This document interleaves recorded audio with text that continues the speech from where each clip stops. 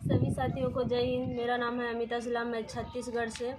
आप लोग सभी को पता होगा कि हमारा आंदोलन को चलते हुए 1.5 साल हो गया, जो कि हम 1 साल दिल्ली में भी जंतर मंतर में आंदोलन किए और वहाँ पर हम लोगों ने मतलब लड़कियों का बहुत सारा दिक्कतें भी आई थी। लड़कियों के कपड़े भी फाड़े गए थे, कई बार लाठी चार्ज भी लगा और हम लोगों ने कई बार जेल भरो आंदोलन भी किए थे। और वहाँ पर हम लोगों ने मतलब गवर्नमेंट का हर एक ऑफिस का दरवाज़ा खटखटाया और लगभग सभी सांसदों को भी मेमोरेंडम सौंपा था और सभी लोगों ने हमें यही आश्वासन दिया गया कि हम आप लोग का काम कर देंगे। ऐसा बोल के हमें टाइम के ऊपर टाइम देते थे, लेकिन जब टाइम पहुंचता था तो उसका कोई रिस्पॉन्स नहीं आता था। उसके बाद हमारे सिवा कुछ करने का मतलब चारा नहीं था, तो हम लोगों ने नागपुर में अपना प्रोटेस्ट स्टार्ट किया और नागपुर में 3 महीने से प्रोटेस्ट किए और करीबन 2 महीने आमरण उपोषण में थे और हम खुद 20 दिन हम अनशन में बैठे थे, जिसमें से हमें 21 सलाइन लगे थे और हमारा जो शरीर है पूरा का अच्छी तरह से पानी भी एक्सेप्ट नहीं कर रही थी। और वहाँ पर जैसे नागपुर में हम रह रहे थे, आमरण उपोषण में बैठे थे, मेरे साथ और भी लड़कियाँ थी, उन्हें भी बहुत दिक्कतें और परेशानियाँ और बाकी जो लड़कियाँ अभी भी हॉस्पिटल में पूरी तरह उन लोग मतलब ठीक नहीं हुए हैं और वहाँ बाथरूम से लेकर नहाने से लेकर लड़कियों को बहुत सारी दिक्कतें आ रही है। फिर भी हमारी इतना करने के बावजूद भी हमारी मतलब सरकार हमारी बातों को नहीं सुनती। आखिर सरकार चाहती क्या है हमारे से? हम लोगों ने वो पूरी योग्यता पास कर ली जिस योग्यता ने सरकार ने मांगी थी।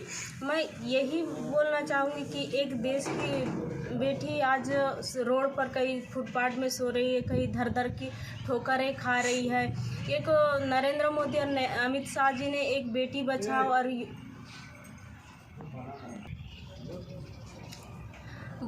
नरेंद्र मोदी और अमित शाह जी बोलते हैं कि युवा देश की भविष्य है और एक बोलते हैं कि बेटी पढ़ाओ बेटी बचाओ। बेटी पढ़ भी गई और बढ़ भी गई, लेकिन आज उसे कुछ देने की बारी आई तो कुछ उसके लिए कुछ जवाब नहीं उठ रहा। ये मतलब सरासर अन्याय होता है और आज देश की युवा धर धर की ठोकरें खा रहे हैं, कभी रोड में कभी फुटपाथ में। और ये कई सारे लोग बोलते हैं कि आप लोगों से मिलने का टाइम ही नहीं दिया जा रहा है। ये सब अब किसी की शादी में या पार्टी में जाने के लिए उनको टाइम रहता है, लेकिन देश के युवा जो बॉर्डर में जाकर अपनी देश की रक्षा करना चाहते हैं उसके लिए मिलने के लिए कभी टाइम नहीं रहता। जब बॉर्डर में सैनिक ही तैनात नहीं रहेंगे तो वो कहाँ से सुरक्षित रहेंगे? जब बॉर्डर में सैनिक तैनात रहते हैं 12 घंटा 8 घंटा, तभी मतलब देशवासी सुरक्षित महसूस करते हैं अपने आप। और लगातार हर साल तो करीबन बहुत सारे सिपाही आत्महत्या भी कर लेते हैं ड्यूटी से परेशान होकर या कहीं कुछ कारणवश।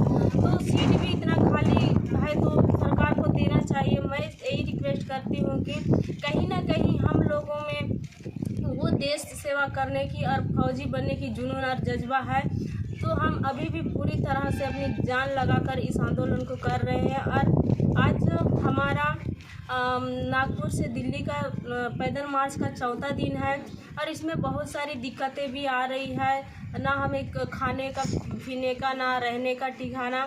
अगर इस बीच में कुछ हो भी जाता है तो इसका जिम्मेदार पूरा का पूरा सरकार होगा और इसके बावजूद भी हमारी बात को नहीं सुना जाएगा तो हम वो चीज़ करेंगे जो एनटीपीसी वालों ने सरकारी संपत्ति को ठेस पहुंचा था। उन लोगों ने तो सरकारी संपत्ति को ठेस पहुंचाने के बावजूद भी उन लोग का बात सुना गया, लेकिन हमने तो पूरी ईमानदारी के साथ 1.5 साल से आंदोलन कर रहे हैं। यह सरकार हमें उकसा रही होगी कि ऐसा कुछ हम करें। मतलब अगर हम लोग का मांगे पूरी नहीं है तो हम दिल्ली में जाके वहाँ से हमारी अर्थी आएगी, वर्दी लेके जाएंगे या फिर अर्थी लेके जाएंगे। जय हिंद, जय भारत, जय छत्तीसगढ़। और एक ही रिक्वेस्ट है कि आज एक देश की बेटी दरख्वास्त करती है गृह मंत्री अमित शाह जी और नरेंद्र मोदी कि हमारी बात जल्दी से जल्दी सुनवाई की जाए और हमें नियुक्ति पत्र दे दिया जाए। जय हिंद।